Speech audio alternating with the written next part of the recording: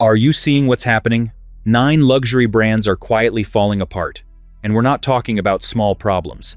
We're talking about bags that once commanded $3,000, now sitting in liquidation bins for $200. Brands whose names used to mean something, now desperately clinging to whatever relevance they have left. The luxury market has shifted. What used to be a safe investment, a Chanel here, a Gucci there, has become a minefield. Some brands are still crushing it. Others? They're losing customers, value, and prestige they built over decades. And the craziest part? People are still buying from them, still dropping thousands, still believing the marketing, still thinking they're getting value. They're not. Today, we're breaking down the 9 luxury brands that have become a complete waste of your money. It's not just about taste or style. It's about cold, hard numbers, resale collapse, quality decline, brand erosion, the stuff that actually matters when you're about to hand over your credit card. Let's start the countdown with number 9. A brand that built its entire identity on one thing, and that one thing is slowly becoming its biggest liability. Number 9. Balmain. For years, Balmain was the brand you wore when you wanted to be noticed. The military jackets, the bold shoulders, the aggressive logos. It was fashion's version of walking into a room and announcing yourself. And for a while, that worked. Celebrities loved it. The Kardashians practically lived in it. Instagram was flooded with Balmain blazers and those unmistakable gold buttons. The appeal was simple. Balmain sold confidence. It sold presence. It sold the idea that you could look expensive without looking old. Then Balmain got too loud. And do you know the problem with building a brand around being loud? That loudness has a shelf life, and Balmain's shelf life is rapidly expiring. Walk into any high-end consignment store right now. You'll see rack after rack of Balmain pieces, jackets that originally sold for $3,000 sitting at $800, handbags that retailed for $2,000 going for $400. And here's the brutal part. They're not selling, they're just sitting there. The resale market has essentially rejected Balmain. According to industry data, the brand consistently ranks among the lowest performers in luxury resale value. We're talking retention rates hovering around 30 to 40% of original retail. Compare that to Louis Vuitton at 80 to 90% or Hermès above 100%, and you start to see the problem. The problem is, Balmain can't stop this from happening. Balmain never built timeless icons. They built trends, and that trend is way past its expiration date. Think about it. What's Balmain's equivalent of a Chanel classic flap? A Louis Vuitton Neverfull? A Birkin? They don't have one. They have logo-heavy pieces that scream a specific moment in fashion history, a moment that's already passed. The brand's design language is inherently limiting. Those bold silhouettes, those aggressive logos, those in-your-face details, they don't translate to everyday versatility. You can't quietly slip on a Balmain bag the way you can a Celine or a Bottega Veneta. It demands attention. And when fashion moves away from attention-seeking, suddenly your investment becomes a liability. The brand has tried to pivot. Creative director Olivier Rousteing has attempted to expand beyond the power shoulder aesthetic, experimenting with softer silhouettes and more wearable pieces. But the DNA problem remains. When people think Balmain, they think bold, they think statement, they think expensive. What they don't think is timeless investment that will hold value for decades. And until that changes, if it ever changes, every Balmain purchase is a bet against the resale market. A bet you're almost certain to lose. So, do you have any Balmain piece, or are you still going to get one? Balmain losing its edge was one thing. But brand number 8? This one had everything going for it. Global recognition, celebrity fans, massive retail presence, and still managed to become one of the worst luxury investments you can make. Number 8, Versace. Picture this. You walk into a Versace boutique. The Medusa heads are everywhere. The Baroque prints are screaming at you. The gold hardware is gleaming under carefully positioned lights. Everything about the experience says luxury, says heritage, says investment. Then you try to sell that bag 2 years later. And nobody wants it. That's the Versace paradox. Strong brand recognition, weak resale performance, boldness that doesn't translate to retained value. Versace has one of the most recognizable aesthetics in fashion. The Medusa logo, the Greek key patterns, those unmistakable prints that you can spot from across a room. For decades, that recognition was enough. Gianni Versace built a house that celebrities worshipped. When he tragically lost his life in 1997, his sister Donatella kept that flame alive. But recognition isn't the same as retention. In 2018, Versace was acquired by Capri Holdings for approximately $2.1 billion. The plan was ambitious: double revenue over a decade, push the brand up market, compete with the big houses. By 2025, they sold Versace to Prada for $1.38 billion. That's a loss of roughly $700 million. What happened? The brand tried to chase quiet luxury, while its entire identity screamed loud luxury.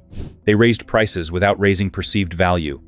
Customers who used to shop Versace walked in, saw the new price tags, and walked right back out. Revenue declined approximately 20% in 2024 alone.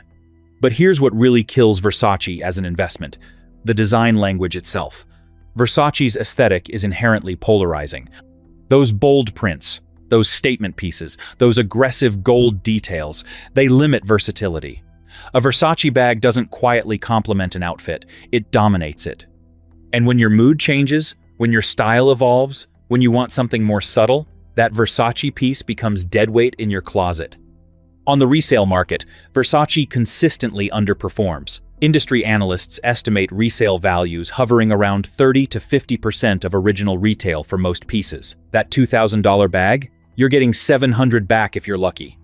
Versace sells bold, recognizable luxury that photographs well but doesn't hold financial value. You're paying for the name, the aesthetic moment, the Instagram worthiness of it all, but you're not paying for an asset that appreciates. Consider what happened with the Prada acquisition. In April 2025, Prada Group announced it was buying Versace for $1.38 billion. On paper, this looks like a lifeline, one of luxury's smartest operators taking over a struggling brand. But here's something everyone is missing. Capri Holdings was desperate to sell. They'd already tried to merge with Tapestry, the company behind Coach and Kate Spade, in a $8.5 billion deal that collapsed after regulatory challenges. Versace had become deadweight in their portfolio. The brand that once symbolized Italian glamour at its most excessive had become a cautionary tale about what happens when recognition doesn't translate to retention.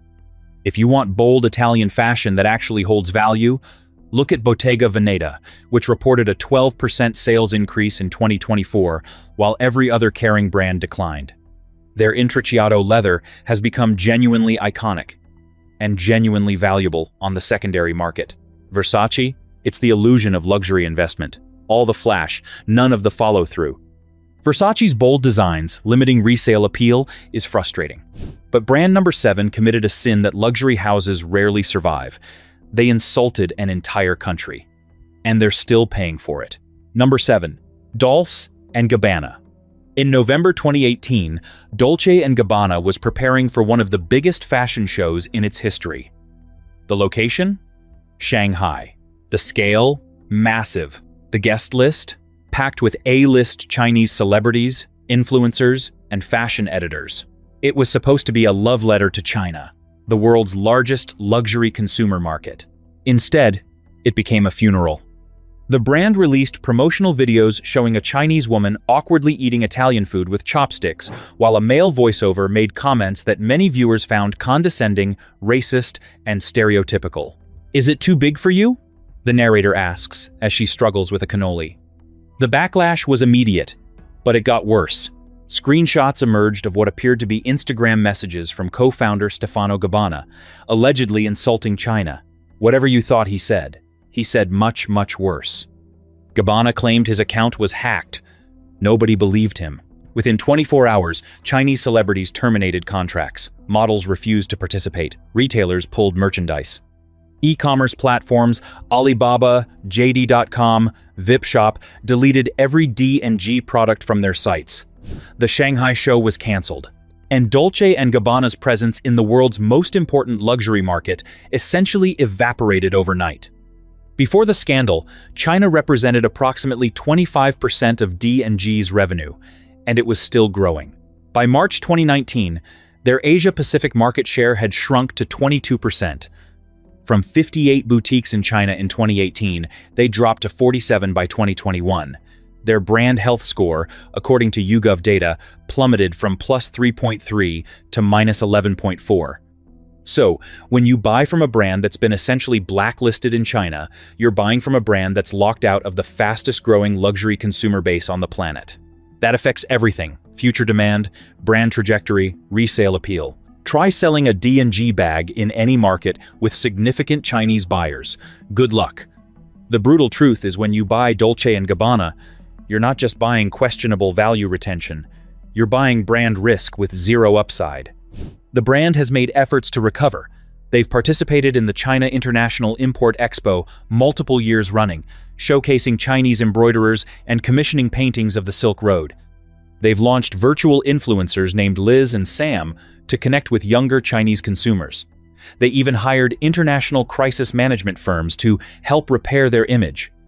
But 6 years later, the products still don't appear on major Chinese e-commerce platforms. Searches for D&G on Alibaba or JD.com still come up empty. The digital erasure is almost complete. So, why spend money on a brand that's fundamentally handicapped? Some mistakes can't be apologized away. Some controversies leave permanent scars. And some brands, no matter how beautiful their products, carry baggage that makes them fundamentally unsafe investments. Dolce & Gabbana's self-inflicted wound was catastrophic. But brand number 6 failed in a different way. They had everything buyers wanted, then watched helplessly as the market simply moved on. Number 6. Saint Laurent, the trend-era quilted bags. We need to be specific here. Saint Laurent as a house creates genuinely beautiful, high-quality pieces. The sac de jour is elegant. The Kate is timeless. The brand under Hedi Slimane and now Anthony Vaccarello has produced legitimately desirable bags. But the quilted era, the Lulu, the puffer styles that defined a specific fashion moment, those are losing money and fast. The Lulu launched with massive hype. The soft quilted leather, the YSL logo hardware, the chevron pattern that photographed beautifully. Influencers loved it. Fashion editors praised it. For a while, it was the bag to be seen with. Then came the saturation. By 2019, every influencer on Instagram had a Lulu. Then their followers bought Lulus. Then the knockoff market exploded, with Lulu-inspired designs at every price point. Suddenly, the exclusivity was gone. Walk through the real right now. Saint Laurent Lulu bags are everywhere, and they're marked down aggressively. A Lulu medium that retailed for $3,200, selling for $1,600. A small version at 48% off, estimated retail. We're seeing consistent discounts of 40 to 65% across the quilted lines. According to industry data, YSL bags overall retain approximately 50 to 70% of their original value on the resale market. Compare that to the big three, Hermès, Chanel, Louis Vuitton, where retention can exceed 87 to 136%. The problem with Saint Laurent's quilted bags is simple. They were tied to a specific fashion moment, and that moment passed. The Lulu is beautiful. The craftsmanship is solid, but the design screamed 2018-2020 in a way that classic pieces from other houses don't. You can still carry a vintage Chanel 2.55 from the 90s and look current. Try carrying a 2019 Lulu in 2025 without looking dated. Here's what you should know. Trend fatigue plus resale weakness equals money down the drain. If you're considering Saint Laurent, stick to the classics. The sac de jour, the Kate, pieces with clean lines that don't scream any particular era. The quilted puffer styles? Those were expensive trend pieces disguised as investments. Saint Laurent's quilted bags lost their moment. This one is controversial because we all know the name, we all recognize the monogram, and yet, the math just doesn't work anymore. Number 5. Louis Vuitton Canvas Staples. Now wait, before you close this video, hear us out. Louis Vuitton is objectively one of the best performing brands in luxury resale. The Neverfull retains approximately 136% of its original price. The Speedy has appreciated massively since the 2010s. Limited editions and collaborations can fetch premiums well above retail. So why is it on this list?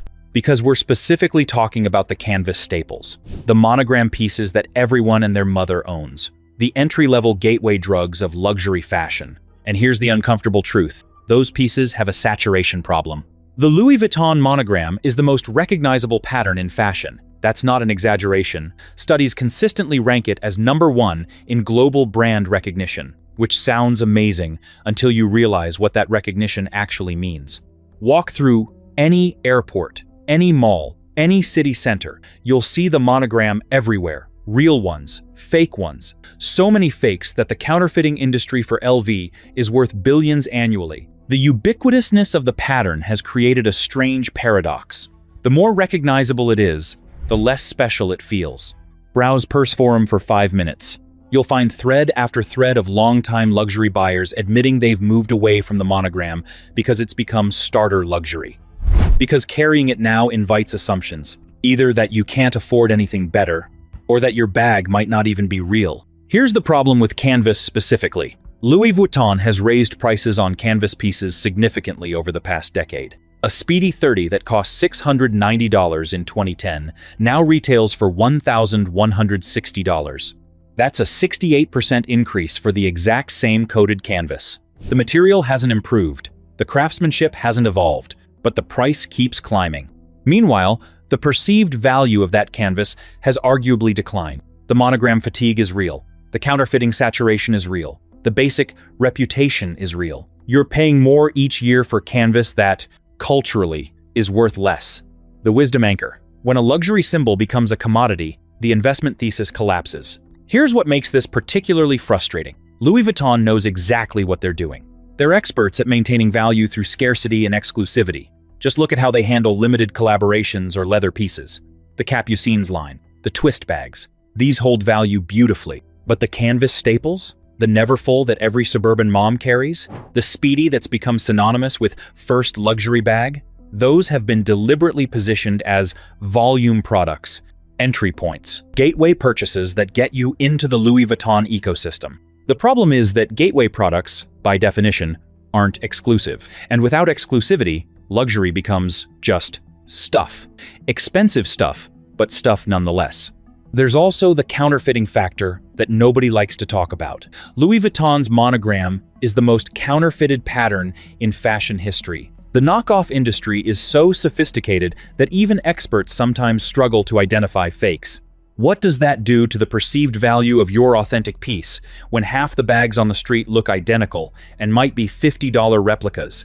If you want Louis Vuitton to be an investment, stick to the leather pieces, the limited collaborations, the rare colorways, the standard monogram canvas that everyone recognizes. That's become a tax on brand awareness, not a pathway to value retention. The brand isn't broken, but the canvas entry-level strategy? For investment purposes, it absolutely is.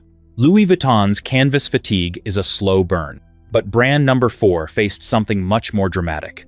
A material revolution that completely upended their value proposition. Number 4. Prada, the nylon pieces. Specifically, in 1984, Miuccia Prada did something radical. She took nylon, a material used for military parachutes and camping equipment, and turned it into luxury. The Pocono backpack was born. Fashion critics were confused. Then they were intrigued. Then they were obsessed. For years, Prada nylon was genuinely revolutionary. It represented a new definition of luxury. Function meets high fashion. Industrial materials elevated through design genius. But here's what's changed. The secret got out. Walk into any mall in 2025. Nylon bags are everywhere, at every price point, from $50 to $5,000. The material that once represented Prada's intellectual rebellion has become completely common. Meanwhile, Prada kept raising prices. The re-edition, 2000, launched for around $495. By 2024, similar pieces retail for $900 and above. And here's what's particularly insulting.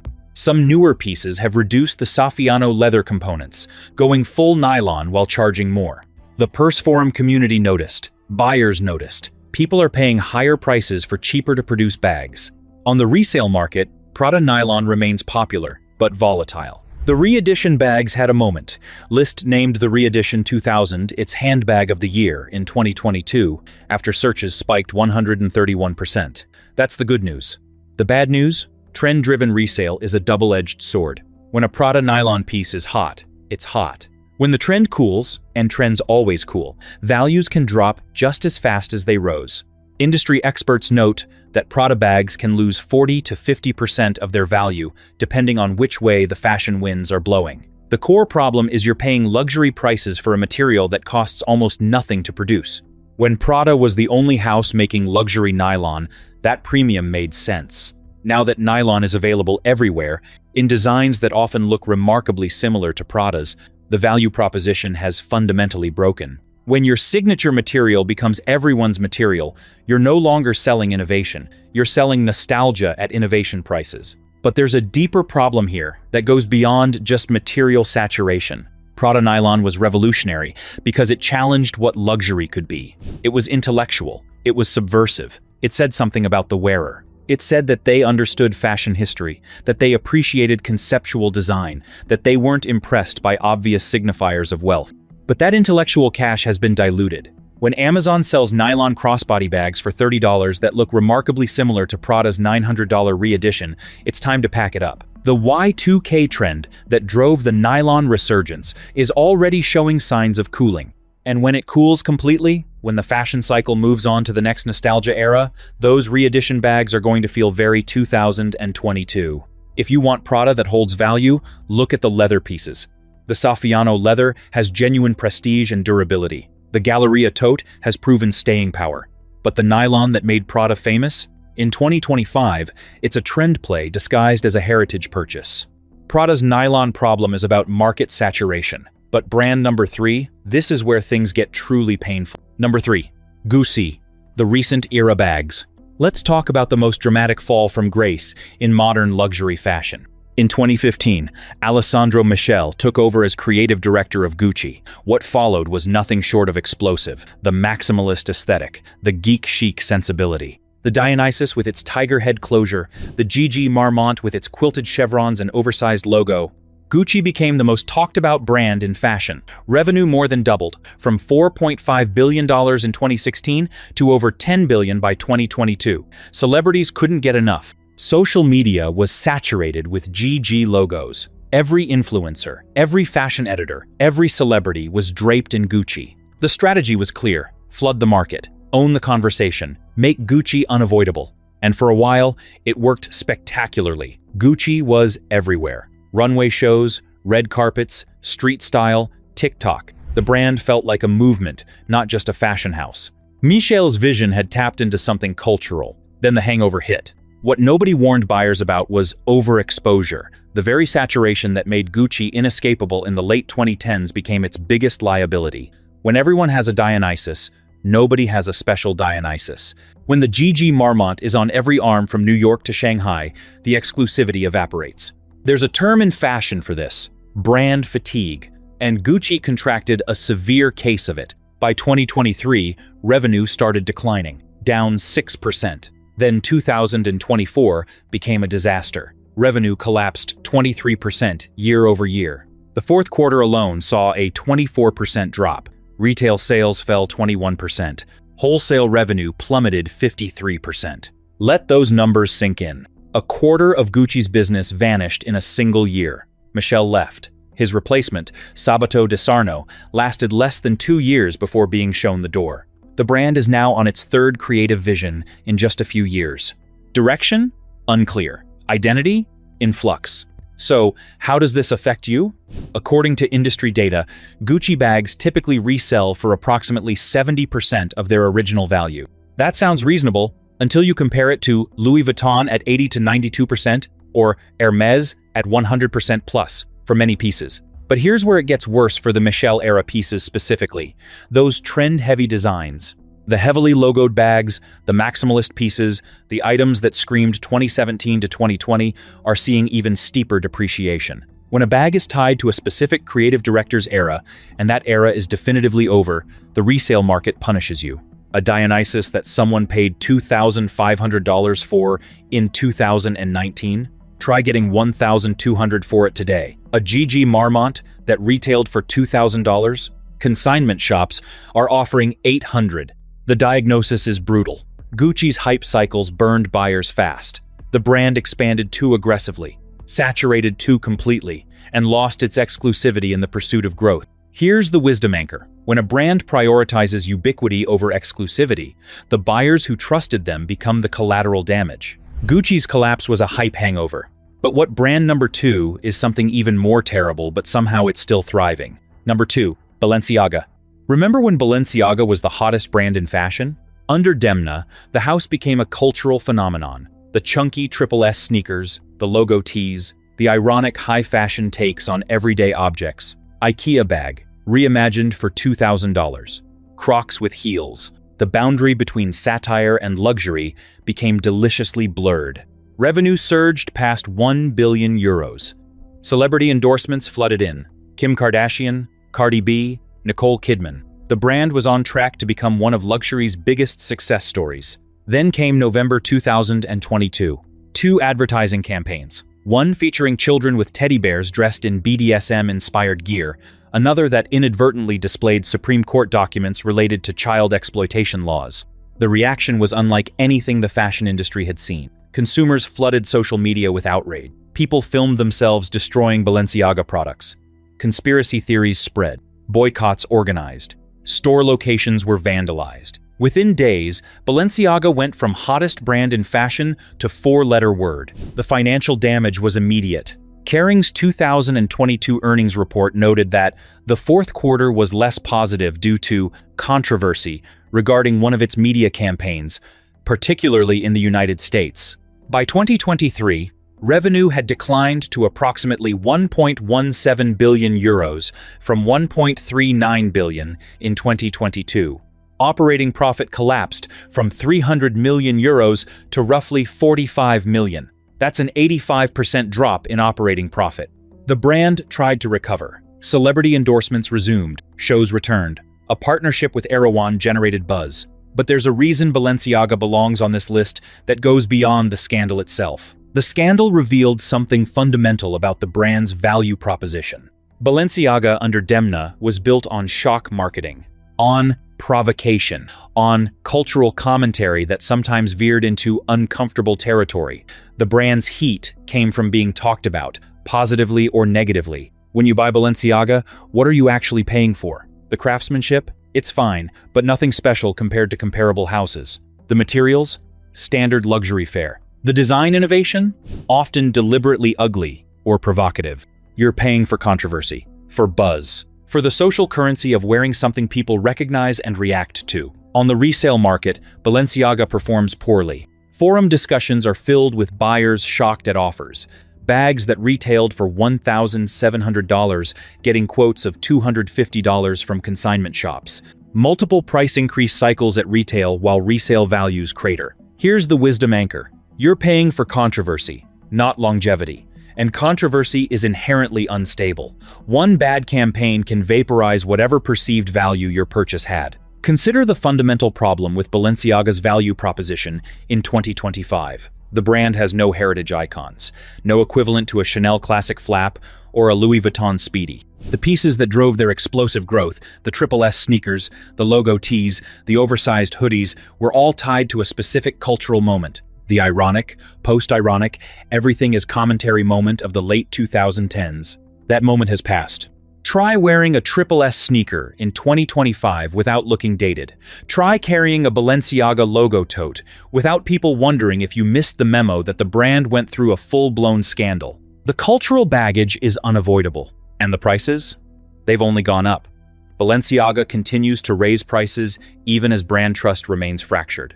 A Le Cagole bag, which became a brief it bag moment, retails for over $2,000. A shopping bag that looks like something you'd get from a grocery store. Literally, they did the Erewhon collaboration, costs $425. The disconnect between what you're paying and what you're getting has never been wider. When brand trust collapses, resale value follows. And trust, once lost, is almost impossible to rebuild. Balenciaga's scandal was a warning about building brand value on shock. But brand number 1, this is the most controversial inclusion on our list. Because this house is still thriving, still commanding waitlists, still seen as the ultimate status symbol. Number 1. Chanel. We know, Chanel at number 1 seems insane. This is the House of Coco, the classic flap. the 2.55, the brand that practically invented modern luxury fashion. How could Chanel possibly be a waste of money? Here's how. The math is broken. Let's go through the numbers, because this story is told entirely in prices. In 2019, a Chanel medium classic flap bag cost $5,800. By 2021, that same bag had 3 price increases in a single year, reaching $8,800. In 2024, it hit $10,800. By 2025, it's $11,300. That's a 95% increase in 6 years, nearly double the price for the exact same bag. Let that sink in. The craftsmanship hasn't doubled, the materials haven't doubled, the design hasn't changed at all.